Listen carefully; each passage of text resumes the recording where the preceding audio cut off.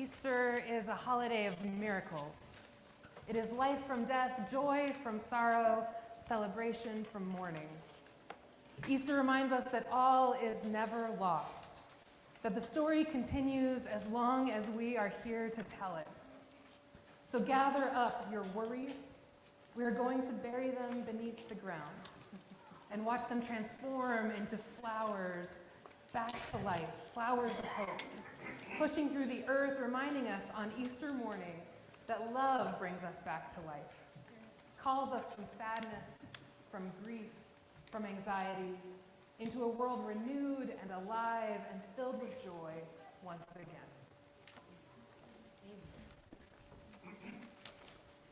again. I need to invite these guys to join us. Please rise in body or spirit and join us in our raucous opening song.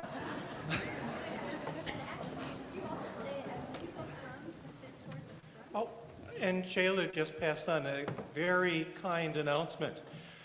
We expect more people still to come. So those of you with spots in the middle, if you could slide in towards the middle so it's easier for people to see the open spots as they arrive, it would be great.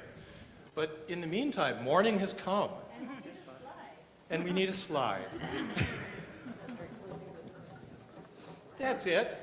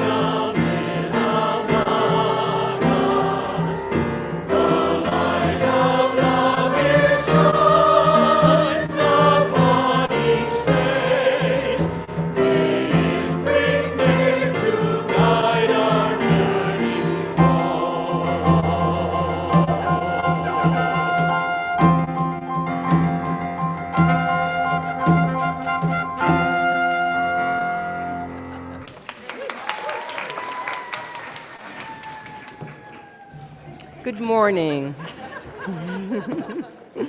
Welcome to the Unitarian Universalist Fellowship of Central Oregon. My name is Noreen Halberstadt, and I will be your worship leader today. My pronouns are she, her. We are an inclusive community that affirms the mind, heart, and body in our search for truth and meaning. Here you will find both comfort and challenge for your spiritual journey. Whatever your age, income, or the color of your skin, you are welcome here. Whatever your sexual orientation, gender identity, or life story, you are welcome here. If you are full of joy today, or if your heart is hurting, you are welcome here. And if your beliefs differ from mine, but you are called to love, you are welcome here. This morning, our guest speaker is Reverend Morgan Schmidt. She, her pronouns. She is a local community collaborator who advocates for our most vulnerable neighbors. Recently appointed executive director of the local chapter of the Red Cross, she began Pandemic Partners in 2020, ran for county commissioner in 2022, and is an ordained Presbyterian pastor. Welcome.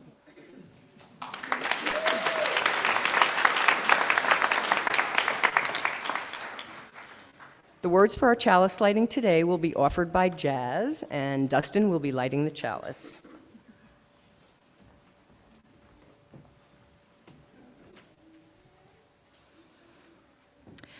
For holy days on which we recall the old stories, we light the flame.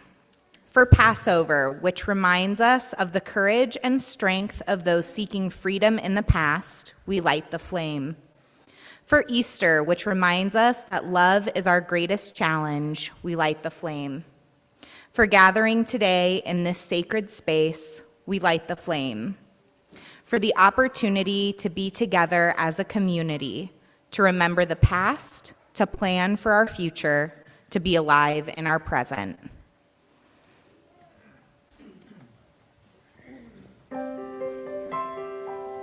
Please rise in body or spirit and join us in spirit of life.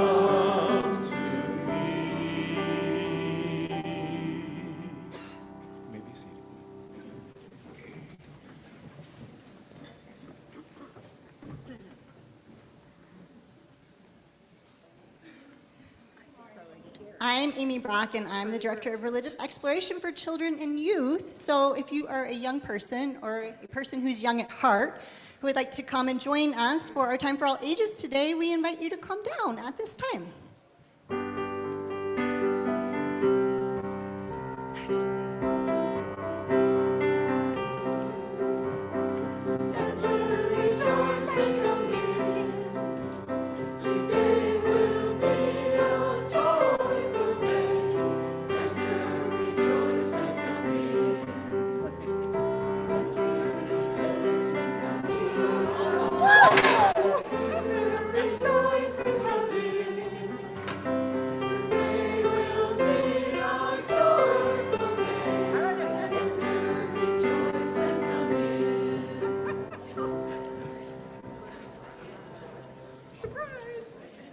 Thanks for coming to join us today.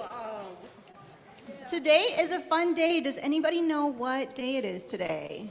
Somebody just say it really loud. What day is it today? It's Easter. It's Easter. That's cool.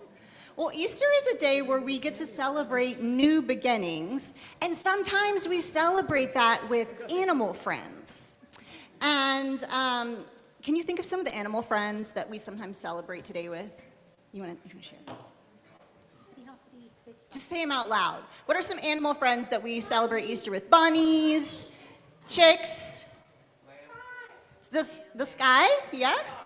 Oh, your dog, yeah, dog, yeah. Okay. And cats, yeah. I thought of one that's a little different that maybe we haven't thought about. I haven't heard it mentioned. Let's see if you can guess what this animal is. This animal that I'm thinking of is slimy, and it hops, and it says ribbit, ribbit. Does anybody know? A frog! It is a frog. But the frog that I'm thinking of today isn't just any frog.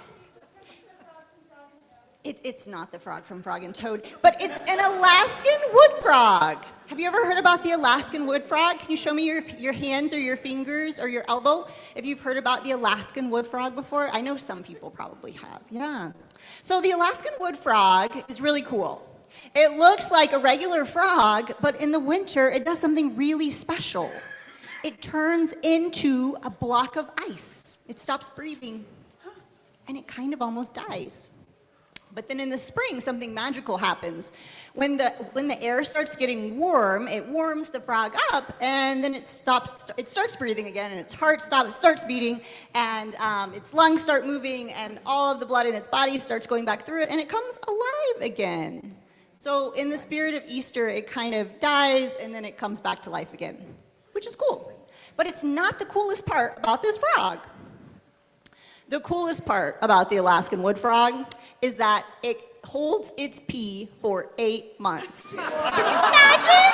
Can you imagine? Where does it go? Oh my goodness. Can you imagine? Do you want to know where it goes? I want to know. I wanted to know, so I looked up this information. So scientists have learned fairly recently that the reason that these frogs are able to kind of stay alive, even though they're also kind of dead, is because they recycle their pee into nitrogen. And this is what protects their cells and tissues while they're frozen. So they just kind of hold it and hold it and hold it for 8 months, and it stays in their body. And then it helps them come back alive again. That's so cool. I know. I couldn't do that. Could you do that? No. But we've been exploring resistance this month. And resistance means that, even though we can't hold our pee for 8 months, we have to be able to do something so that when things happen and we need to find our strength inside of us, that we're able to do that. We kind of have to build up resources that are sort of like the pea and the frogs inside of us, so that when hard things happen, we can show up and we can be the people that we want to be when that happens. And so we're going to explore that a little bit more in RE today. Our friends here are going to explore Easter a little bit. And when our time together is over today in RE, we are going to have an Easter egg hunt outside. So if you are a young person, we'll leave from RE and go to our Easter egg hunt. And if you are a parent and you want to come and be with your friends, your young people, while we are hunting eggs, you can come and meet us outside. And we're going to explore that more today. Resistance and Easter and all the things. But before we go to RE, we do need to say our children's covenant. And so I need some help with that. So if you could help me with that, we're going to do that right now. In this place, I am kind. In this place, I am loving. In this place, I am a friend to the earth and all animals and people. In this place, I am loved. All right, let's go.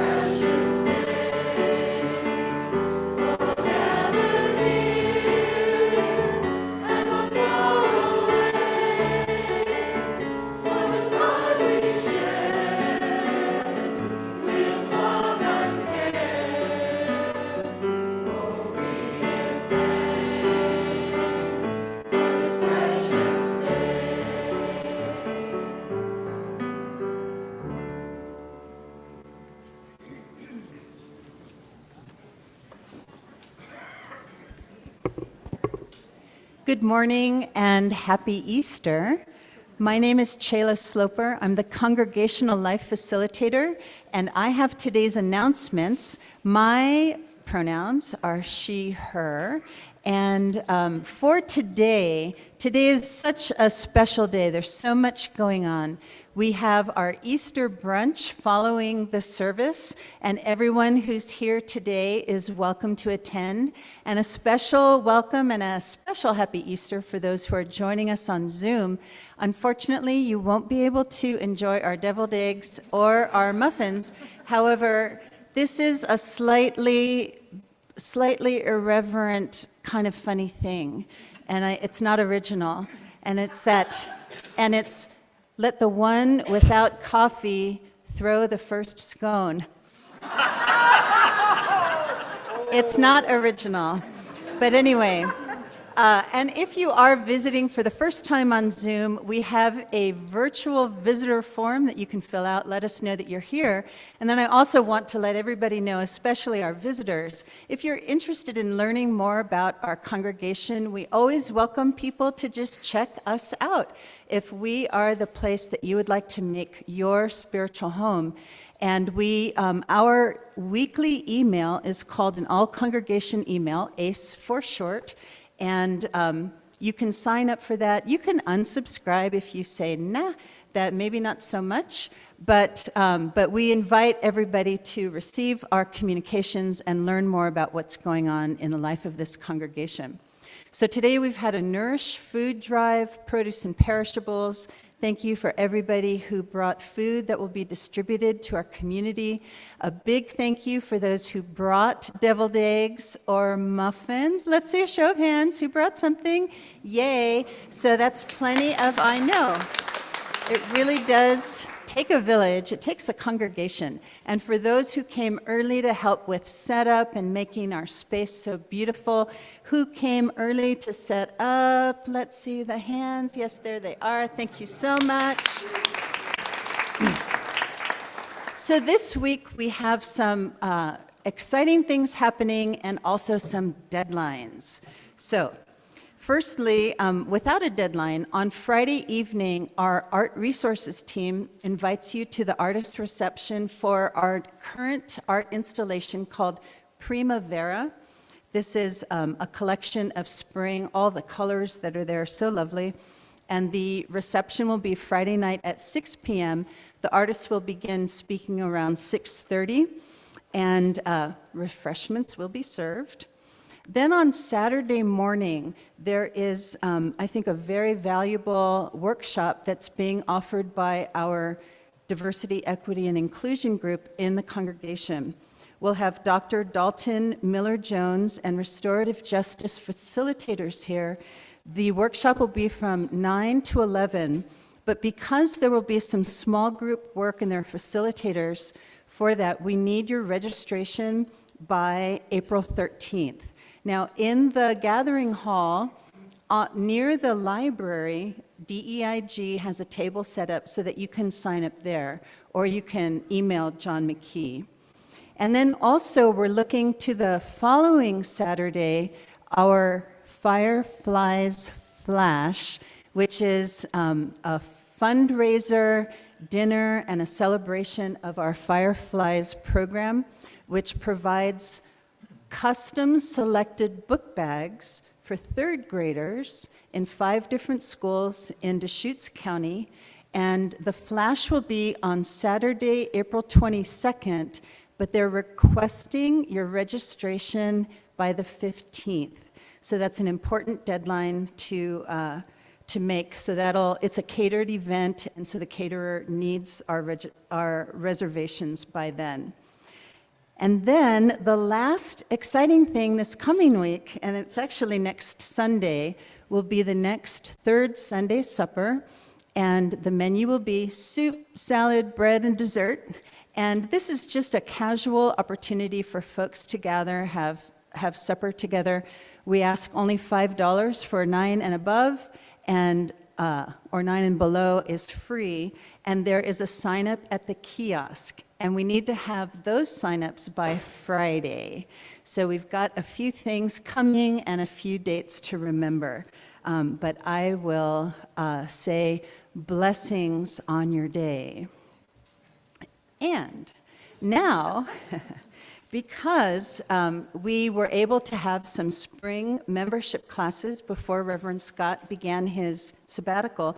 Oh yes, that's an important thing to tell folks who are visiting today, that our minister, Reverend Scott Rudolph, is enjoying a long overdue sabbatical.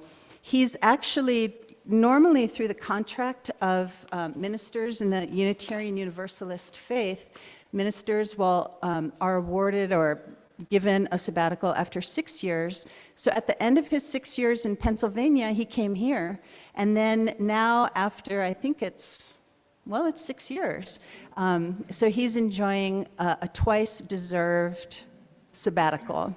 And so that'll be through the end of August. So we're going to be hearing from many people, including today's speaker, Reverend Morgan Schmidt.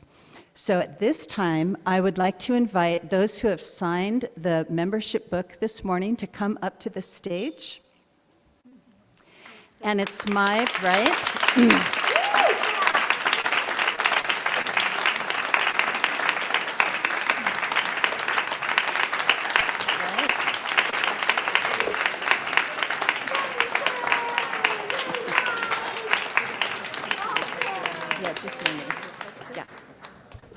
So this was just really exciting. We just had a winter class, and because we wanted to give folks at the first class the opportunity to hear from Reverend Scott, then we snuck in our spring class right away as well. So it is true that what we're interested in doing here at UUFCO is transforming lives, transforming our own, and then hopefully, remember the Ripple project we had? Hopefully that the ripple will go out into the world and change our world.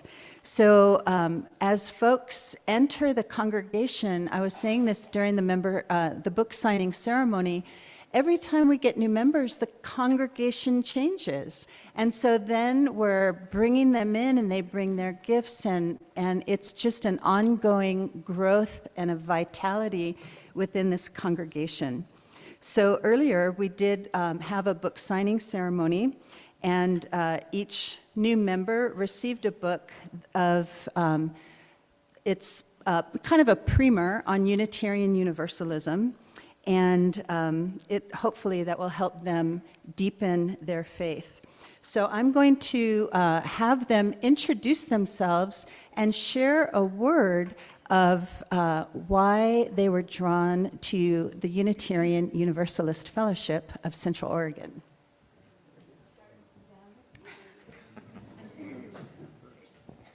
I'm Connie Henderson. I think my word is hope. Dave Markward, spiritual exploration. Mike Coddington, change. Debbie Sarah Coddington, curiosity. Pete Bozen, community. Katie Bozen, love. Devin Sisler, spiritual home. Lisa Tokes, family. Marilyn Kennetzer, happiness. Stacy Sebastian, community and diversity. Matt Bryant in community. They all stole my word, so. It's big enough to share. Tony Clay, and I'm so happy to be here. Thank you. Dave Clay, friendship.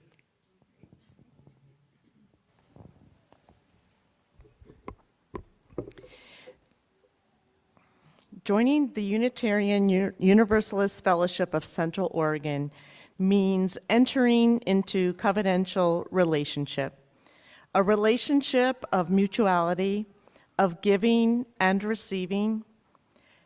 Our mission is that we join together to find meaning, celebrate life, and serve the spirit of love and justice in our world. I now address the members of UUFCO.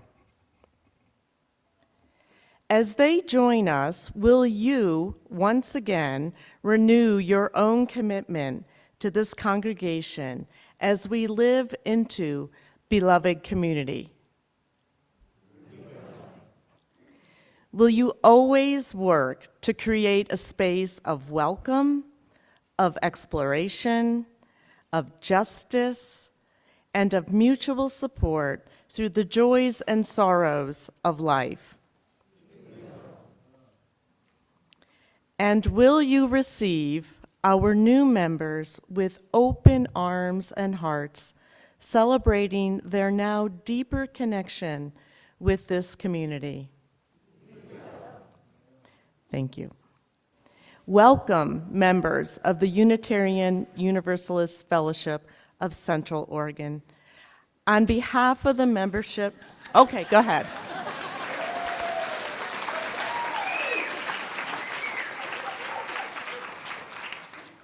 On behalf of the membership of UUFCO, we extend to you all the rights, privileges, and responsibilities associated with membership of this congregation.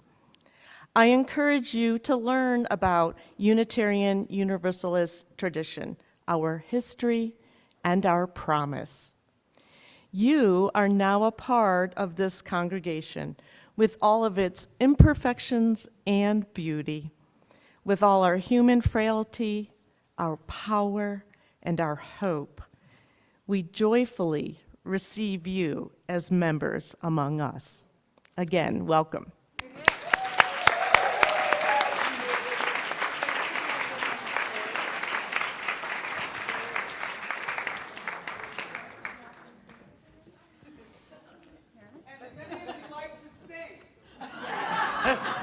Yeah. So before the choir sings its Easter anthem, we're doing this in Latin this morning in honor of Easter, and I want you to know the meaning of the words we're singing. So, ubi caritas is where charity and love are, God is there. The love of Christ has gathered us together. Let us rejoice and be glad in it. Let us revere and love the living God, and from a sincere heart, let us love one another. Amen. Amen.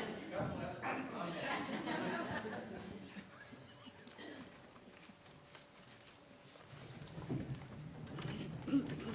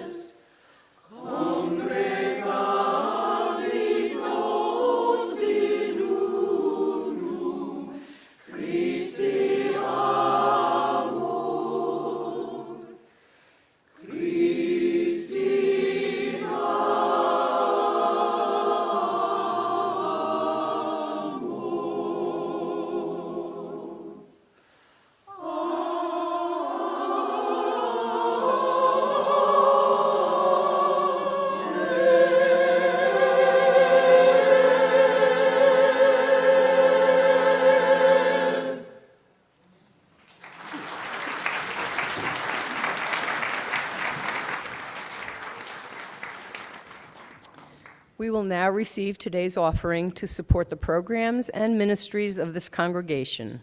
Through these gifts, we strengthen the bonds of our community and nourish the possibilities of the future.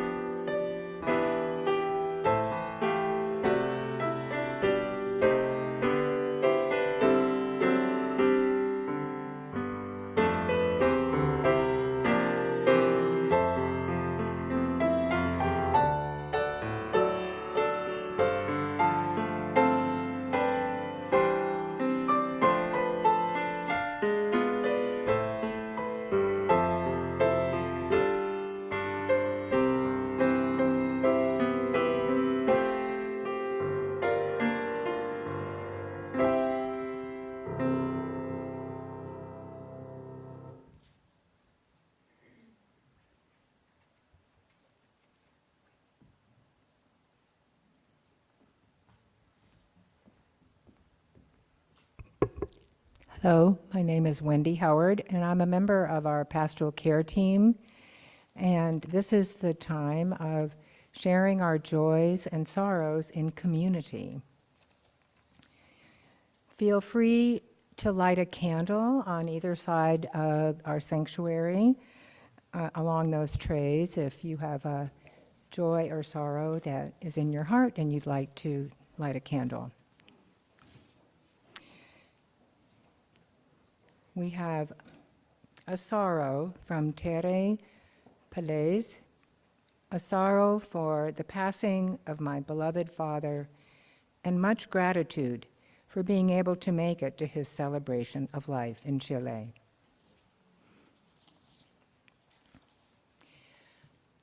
From Gordon and Linda Wetzel, celebrating our 50th wedding anniversary, which much growth and love. And with much growth, and love, and understanding, we are thankful for the many blessings. Kirsty Haig, Kurt's mom, Cheryl, died suddenly yesterday morning. We were able to be with her and hold her hands until the end. We're going to miss her wicked humor and game-playing skills. She still beat Kurt in both games of Rumi Cube 3 days before she left us. Lots of. And from Doug Mercer, a joy for the gift of my mother, our friends, her continued presence in our personal lives and in community. Know that our family is well, closer, and feeling the light that is the meaning of Ellen.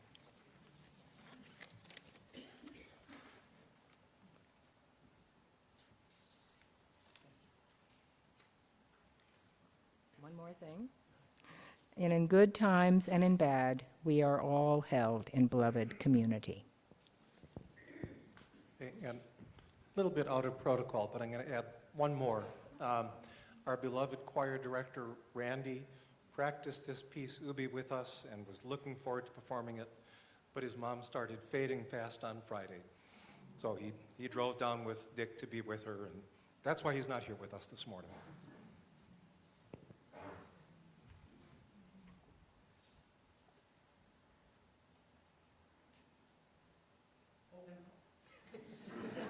And on another subject, let's sing again. Please rise.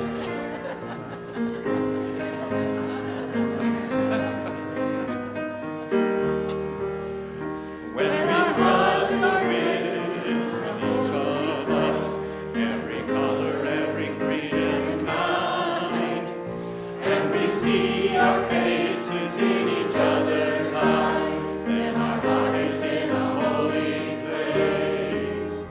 When our heart is in a holy place, when our heart is in a holy place, we are blessed with love and amazing grace. When our heart is in a holy place, when we tell a story deep inside, and we listen with a loving mind, and we hear our voices in each other's words, then our heart is in a holy place.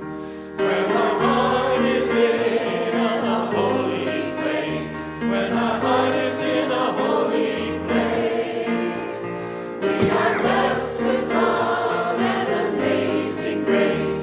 When our heart is in a holy place, when we share the silence of a sacred place, and the God of our hearts goes within, and we feel the power of each other's faith, then our heart is in a holy place.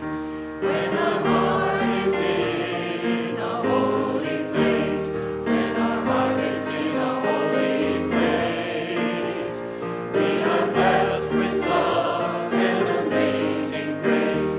When our heart is in a holy place, when our heart is in a holy place.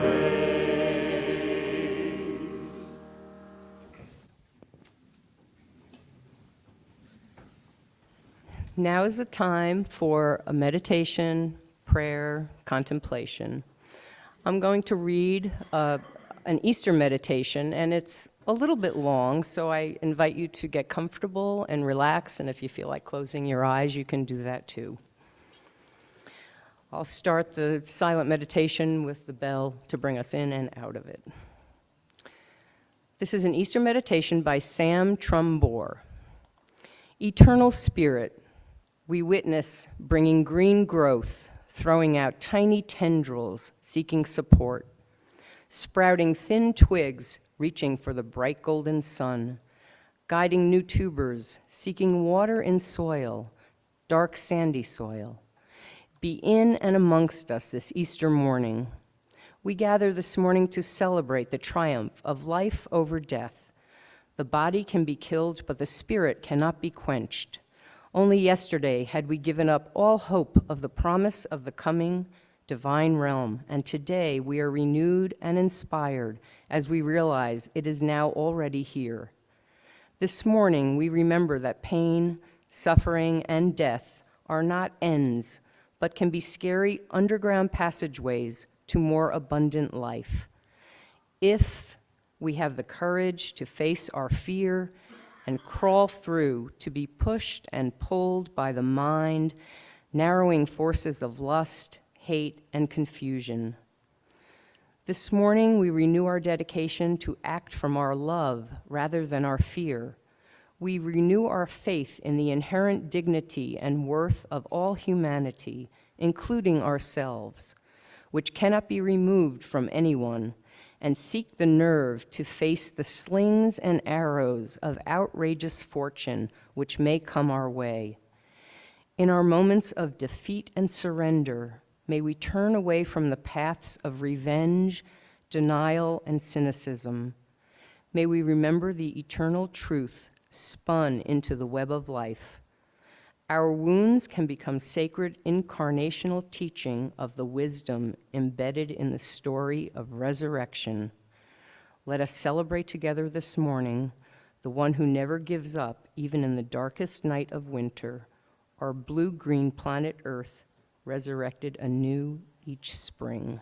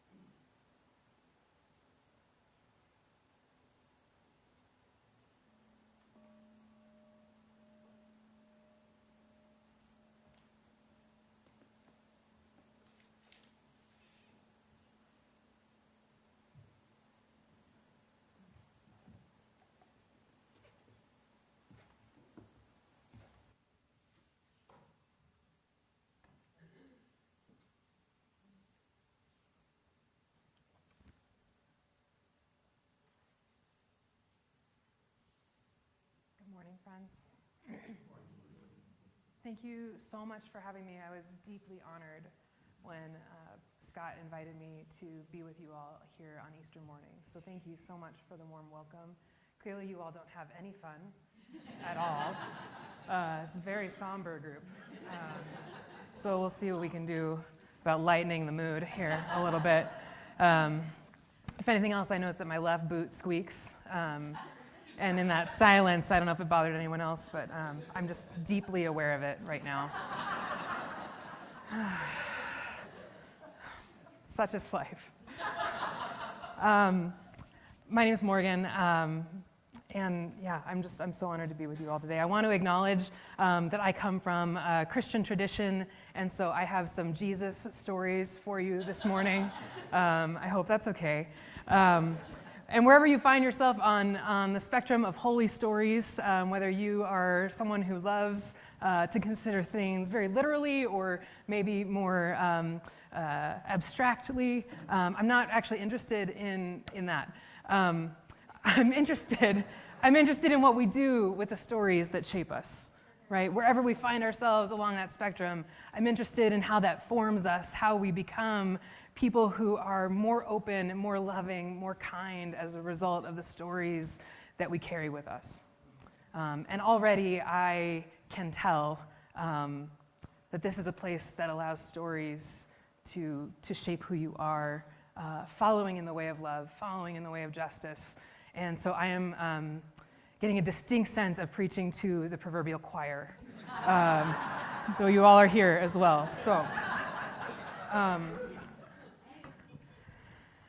I hear you've been talking about resistance, and coincidentally, resurrection and the Easter story is all about resistance and what happens when death or grief or worry or darkness meets us and what we do with that experience.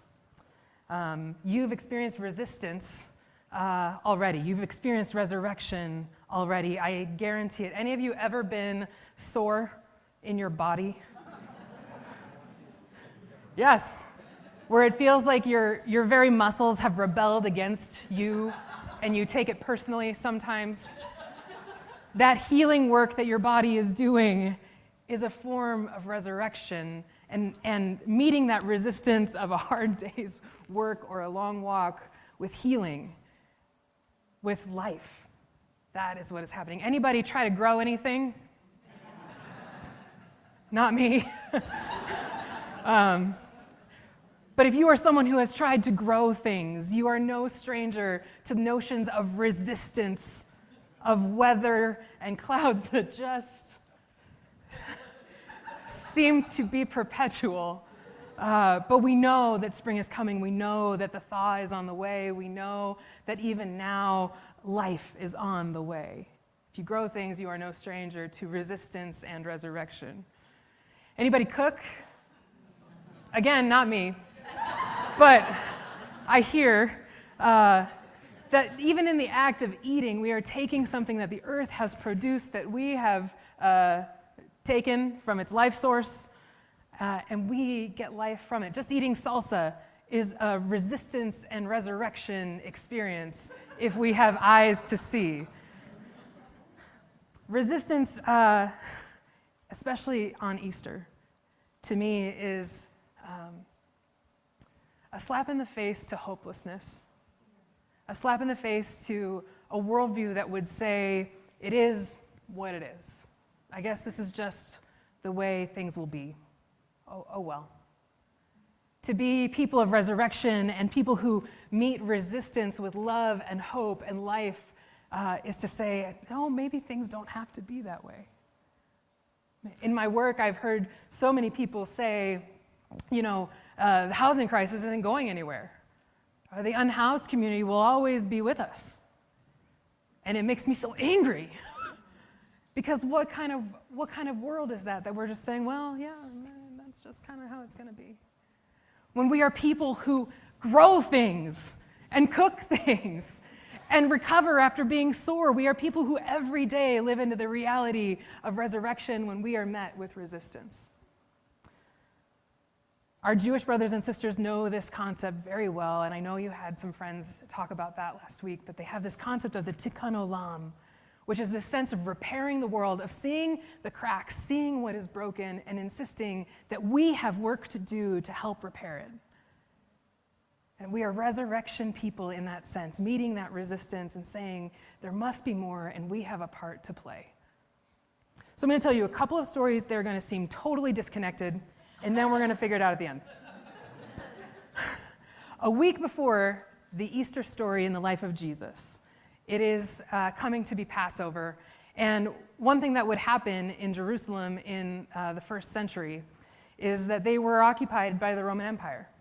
And the man running the show for the Romans was named Pontius Pilate. You've probably heard tell of him before. This guy lived with an ocean view in Caesarea by the sea. He didn't like the tension and the politics of Jerusalem. He was like, that's not so much for me. Little hostility towards the Romans in Jerusalem. And so once a year at Passover time, he wanted to remind the people of Jerusalem who was really in charge, especially during a time of year where they got into their head these thoughts of freedom, these thoughts of tikkun olam, these thoughts of what the world could be. He was like, this is the time we remind them who's really in charge. And so he would march 60 miles with an army behind him, dressed in their most intimidating regalia. With their weapons, their chariots, their horses on full display, they would march into the west gate of Jerusalem, which is basically the front door of the city, with all this pomp and circumstance, this display of power that was meant to remind the little people of Jerusalem who was in charge. And how dare they have thoughts of anything more? Because this was just the way it was. And you have this incredibly dramatic act happening on the other side of the city, basically the back door, the east gate, where you have Jesus starting to orchestrate what could this moment be if it was something more. And simultaneous to that show of power, that parade on behalf of the Roman Empire coming in through the west gate, you had Jesus and his followers. And what did he choose to do? Have a parade of his own. It's like, we're going to do our own thing, and it's going to be very, very different. There was a choreographed sort of rebellion, resistance, if you will, to Jesus' actions where he says, get me a donkey. I need it. Not just any donkey. Like, there's probably a way to make a donkey kind of glamorous. But like a nursing mama donkey. with its little foal alongside. This is not an intimidating sight. A dark-skinned, low-income Jewish rabbi on a nursing mama donkey heading into the city of Jerusalem. And you wouldn't, not everybody would know this, but in that time, people would know that this counter-procession was reminiscent of a prophecy from the prophet Zechariah, who said, when your leader comes, it's going to look like this. You'll see him in a humble attitude, riding on a donkey. And so that imagery was front and center for Jesus. He was like, yeah, we're gonna remind people that God's promise is that when we're making a move to set things right, when we're making a move to restore the world, it doesn't look like all that glamour. It doesn't look like fear and violence. It looks like humility and love and feeding the hungry and remembering the poor and welcoming people into community who have been exiled. It looks like a guy riding on the back of a nursing mama donkey. And of course, the people saw this imagery and it resonated for them, and that's where we get this story of people shouting Hosanna and laying palm fronds in front of Jesus as he made his way into Jerusalem. At the same moment, you can imagine hearing the rattling of arms, the shouts of fear coming from one side of the city, the resignation of, well, I guess this is just the way it's always going to be, coming from one end. And from the other side, maybe there's something more. Maybe it's not all that there is. Maybe this isn't the way it has to be. People filled with hope coming from one end. Now, this set up incredible expectations for Jesus' followers, right? They're like, yeah, this is it. He's going to do the thing. And they saw it in a deeply political sense, in a very literal way. They were like, we're going to be free. There's going to be probably a battle of some kind, and we're going to figure it out where Jesus will then be our king, and we will be free of the empire of Rome. Set up this expectation because that's what conquering looks like to the world. It doesn't look like humility. It doesn't often look like love. And so days later, when Jesus is killed for threatening that very same empire, for insisting on love instead of violence, and hope instead of fear, and humanity and dignity instead of oppression, can you imagine the feeling of those followers? Who are like, we thought he was doing the thing. We thought it was going to work this time. What do we do now?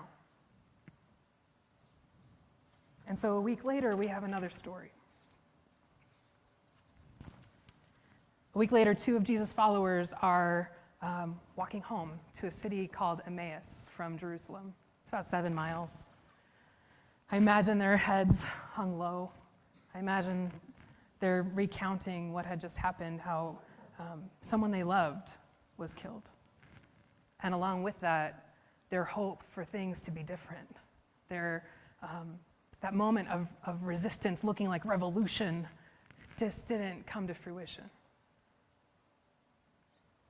And so they're walking along, talking about what happened, and a stranger comes up alongside them on the road. And he says, well, what are you all talking about? Kind of nonchalantly. They say, where have you been? What is anybody talking about? Except this drama that played out over the last week that culminated in the death of our friend who we thought was going to save us from our oppressors. And he's like, oh, yeah, that's kind of, all right. And they look at him like he's crazy. You weren't paying attention. How could you not know that our hopes were crushed this week? That we're right back to, it is what it is. And he says, well, have you ever thought about, and then goes on to lay out throughout the course of the Jewish scriptures what was said about what would happen when hope arrived, what would happen when the kingdom of love arrived. He says, didn't you see? What happened is not the end of the story. And they arrive in Emmaus. It's getting dark. And these two followers of Jesus in the hospitality of Middle Eastern traditions said, don't go on. And the stranger actually moves to go on, like he's gonna keep walking, waiting for the invite. And they're like, yeah, come have dinner, come, please eat with us. And he's like, oh, okay, sure. And they invite him in for a meal.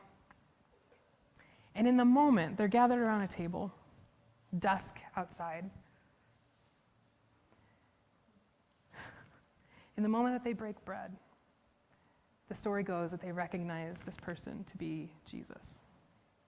And suddenly vanishes. I don't know how the story works.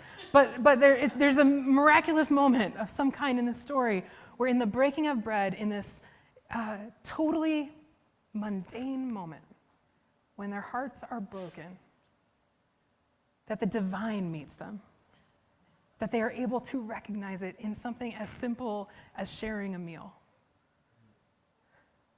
And without waiting for morning to come, they rush back to Jerusalem to tell their friends that their hope is alive once more. That once more, it's not, oh, it is what it is. But what could be? What could be? That life can come from death, that hope can come from the midst of despair, that love conquers our fear, even when we're not expecting it to show up. That is the kind of resistance that I think we are called to. And there's resistance that can be used for evil purpose, certainly. But I wonder how we become a kind of people that when we meet resistance, we say, what more could there be here? Not, oh, it is what it is. If you were following along this week, and forgive me, I find the holy to be connected deeply to the political, not necessarily the partisan, but the political, the way we form our life together. And this week we had a historic moment in Tennessee. In the wake of more gun violence and more young lives lost in Nashville, some representatives from the House of Representatives in Tennessee stood up to make sure that their constituents' voices were heard, to make sure that that body heard the desperation of parents and neighbors and family members to say, we can't keep doing this. And that's a cry that has been echoed throughout our country. It's not just a Nashville thing or a Tennessee thing. We know that we are a people who are less and less comfortable with it is what it is. And more insisting, this is not the way it has to be. It doesn't have to be like this. And we know that out of the three representatives that helped lead a moment for those voices to be heard on that House floor, one of them, a white woman, gets to keep her seat by a razor's edge, and that the two young, incredibly powerful black leaders have been removed from their seats. And I don't know if you have heard these words yet, but when I thought about resistance and resurrection this week, I thought about the words that Justin Pearson shared in the midst of that historic vote when he was being removed from his position. And I'm going to read them for you with the caveat that you promise to go and listen to this man. Because I will not do it justice, and he deserves to be heard. He started off by saying, "All glory and honor to God who makes all things possible.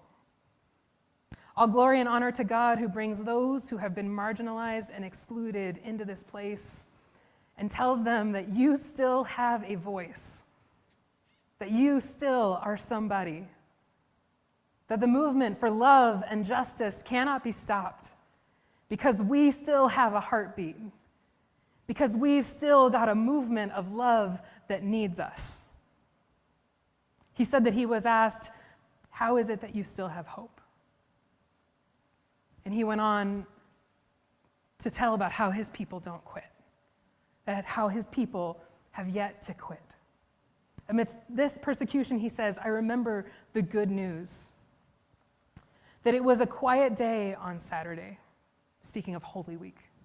It was a quiet day on Saturday. It was a long walk back to Emmaus. It was a sad day on Saturday. All hope seemed to be lost. He says, I don't know how long this Saturday in the state of Tennessee might last, but we've got good news that Sunday always comes. Resurrection is upon us. We are still here and we will never quit. Representative Pearson finished by saying, what I can say to you is that the movement for justice can never die, because the heart for justice can never be killed, because it lives and beats in each and every one of us. It cannot die because we will not let it die. I'll tell you that folks have tried to kill it. They tried to put it on a tree called Calgary. They tried to kill hope and love, but resurrection is always guaranteed after persecution. Resurrection is always guaranteed after resistance. And then if you watch the video, you will hear a voice off camera yell, out of order.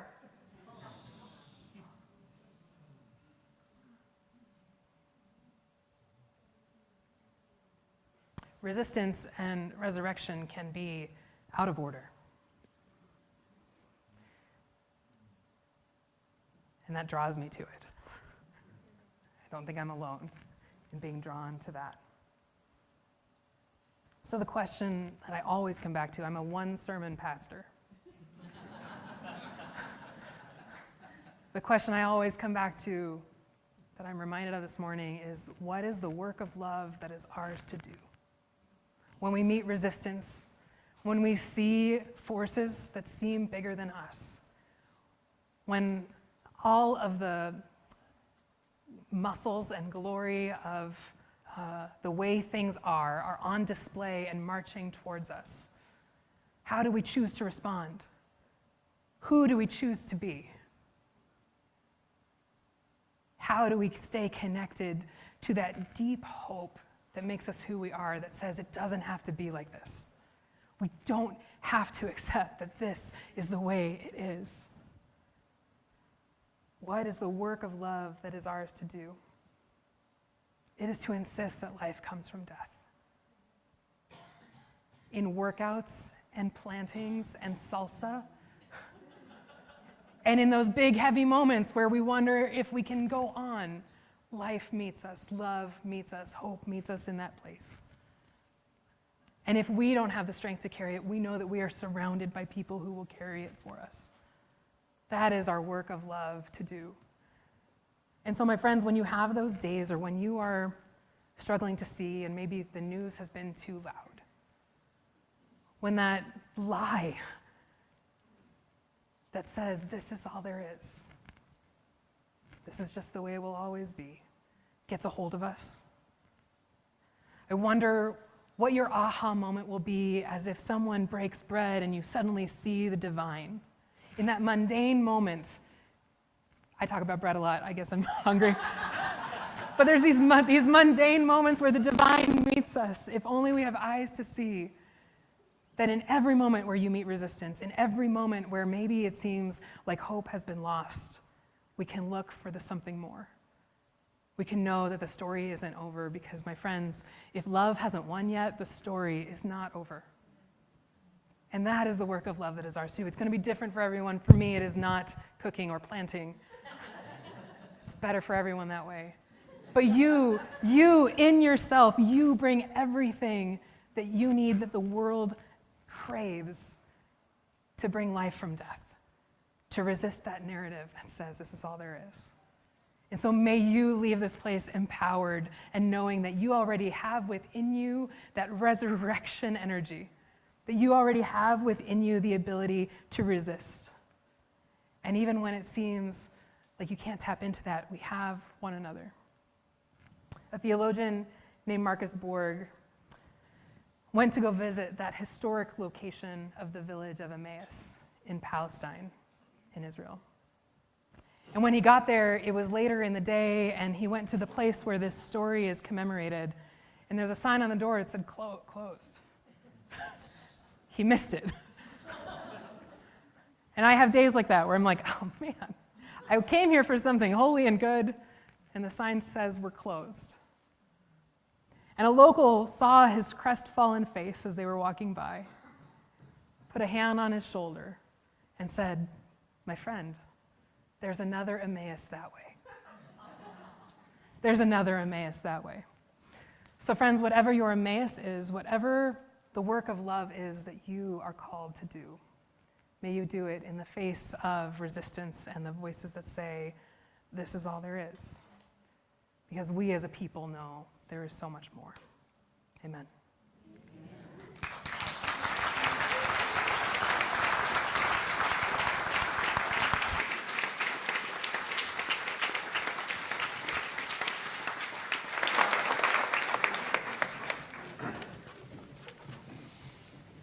Please rise in body or spirit and join in our closing song, a joyful rendition of Joyful, Joyful, We Adore Thee.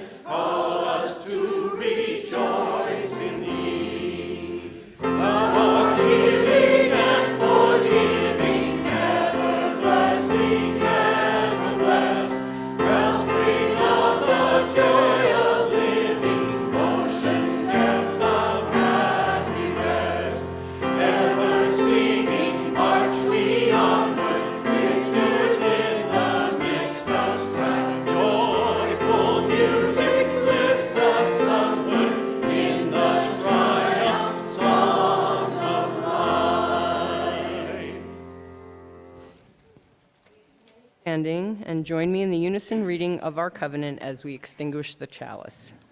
Love is the spirit of this fellowship, and service is its law.